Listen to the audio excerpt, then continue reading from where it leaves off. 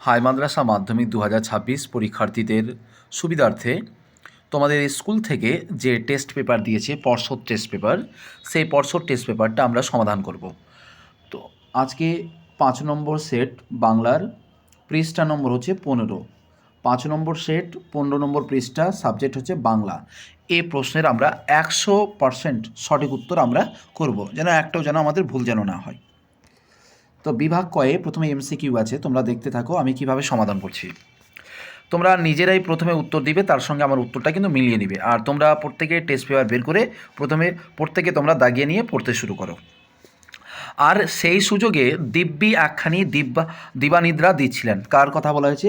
এটা হবে ছোট মেসো, অর্থাৎ তপনের ছোট মেসোর কথা বলা হয়েছে। কোথা থেকে নেওয়া হয়েছে? জ্ঞানচক্ষু। নদীর বিদ্রোহ গল্পে বর্ণিত স্টেশনে নদের চাঁদ কত বছর স্টেশন মাস্টারি করেছিল? 4 বছর। এটা নদীর বিদ্রোহ থেকে নেওয়া হয়েছে। তবে এই বস্তুটি পকেটে কেন? কোন বস্তুর কথা বলা হয়েছে? এটা হবে একটা গাঁজার কলিকা। এটা পথের দাবি থেকে নেওয়া হয়েছে। ছড়ানো রয়েছে কাছে দূরে। কি ছড়িয়ে থাকার কথা বলেছে? শিশুদের সব। এটা আয় আরও বেঁধে বেঁধে থাকি থেকে নেওয়া হয়েছে।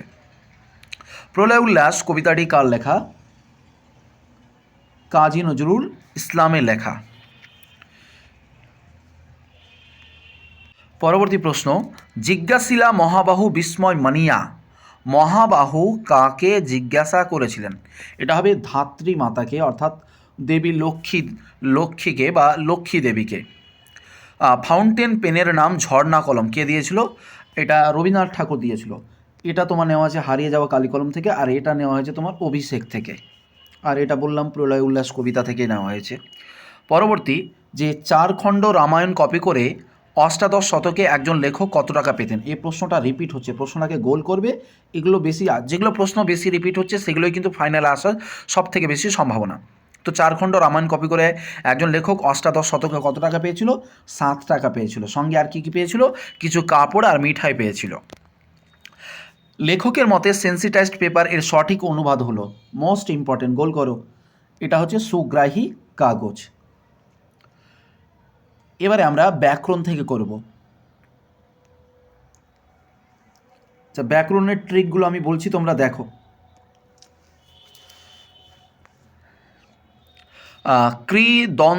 কৃদন্ত পদের পূর্বস্থী পদকে বলা হয়, এটা হচ্ছে উপপদ। ছেলেরা স্কুল পালালো, নিম্নরেখ পদটি, এখানে কারক নির্ণয় করতে বলেছে। ছেলেরা স্কুল পালালো, ক্রিয়া কোনটা? পালালো। কারা পালালো? ছেলেরা। কোথা থেকে? স্কুল থেকে। এই যে থেকে দিয়ে প্রশ্ন যদি হয় তাহলে এটা তোমার হবে অপাদান কারক।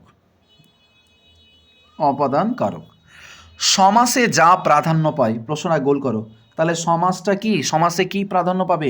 অর্থ। কারণ কয়েকটা শব্দ মিলে যে ভাবের অর্থ প্রকাশ পায় সেটাই হচ্ছে সমাস। বাঘে গরুতে এক ঘাটে জল খায়, প্রশ্নটা রিপিট, গোল করো, আসার সম্ভাবনা আছে। বাঘে গরুতে এক ঘাটে জল খায়, এই বাক্যের কর্তা হলো, এটা কি হবে? তোমরা নিজেরাই বলো, এটা হবে সহযোগী কর্তা। সহযোগী কর্তা। তারপরে দেখো, একটি মাত্র সমাপিকা ক্রিয়া থাকে, গোল করো প্রশ্নটা, পরীক্ষায় আসার সম্ভাবনা আছে। একটি মাত্র সমাপিকা থাকে, তাকে বলে সরল বাক্য। সরল বাক্য।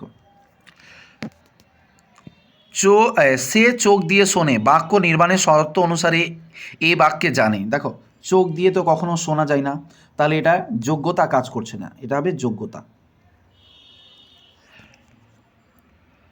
16 নম্বর এমসিকিউ ব্যাকরণের, কর্মবাচ্যের কর্তাকে বলে, প্রশ্নটা গুরুত্বপূর্ণ, এটা হবে অনুকর্ত কর্তা। নদীর বিদ্রোহের কারণ সে বুঝিতে পারিয়াছে, গোল করো, ইম্পর্টেন্ট। কোন বাক্যের বা বাচ্যের উদাহরণ? এটা হবে কর্তৃবাচ্য।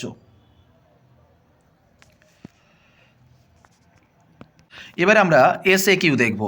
প্রথমে গল্পের এসএকিউ। বুকের রক্ত ছলকে ওঠে তপনের, তপনের বুকের রক্ত ছলকে ওঠে কেন?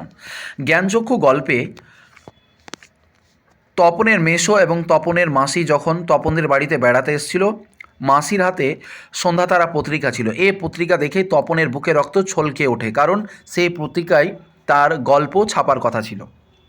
জগদীশ বাবুর সম্পত্তির পরিমাণ কত? বহুরূপী গল্পে জগদীশ বাবুর সম্পত্তির পরিমাণ ছিল প্রায় 11 লক্ষ টাকা।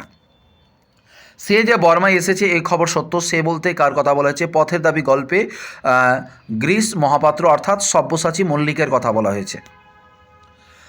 সব্যসাচী মল্লিকের কথা বলা হয়েছে। তোমরা গ্রীশ মহাপাত্র লিখবে না, এখানে লিখবে সব্যসাচী মল্লিকের কথা বলা হয়েছে। পারিলেও মানুষ কি তাহাকে রেহাই দেবে, কার কথা বলা হয়েছে? নদীর বিদ্রোহ গল্পে নদীর কথা বলা হয়েছে। বলতে গেলে ছেলে দুটো সবই একরকম, তফাৎ শুধু এই যে, তফাৎটা কি মোস্ট ইম্পর্টেন্ট।